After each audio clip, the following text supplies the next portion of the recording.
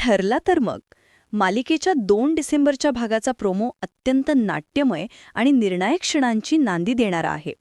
या प्रोमोमध्ये महिपतचा गुन्हा उघडकीस आणण्यासाठी अर्जुन आणि सायली यांनी रचलेला डाव यशस्वी होताना दिसत आहे. प्रोमोच्या सुरुवातीला सायली आणि अर्जुन एका झाडामागे लपून महिपतच्या येण्याची वाट पाहत आहेत. सायली अर्जुनला सांगते, महिपत आता कुठल्याही क्षणी येऊ शकतो. अर्जुन तिला धीर देत म्हणतो, आपण वाट बघूया. महिपत त्या जागी येतो.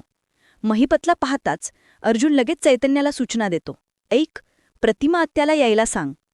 प्रतिमा तिथे येते आणि थेट महिपतकडे पाहत कठोर शब्दात बोलते, तुला तुझ्या कर्माची शिक्षा द्यायची असेल तर मला ही हिंमत दाखवावीच लागेल. प्रतिमा पुढे आठवण करून देते, 22 वर्षांपूर्वी याच जागी तू माझ्यावर हल्ला केला होतास. प्रतिमाचे आव्हान ऐकून महिपतचा पारा चढतो. तो मोठ्या आणि क्रूर आवाजात म्हणतो, 22 वर्षांनंतर या जागेत परत येऊन तू माझ्या हातानं मरणार.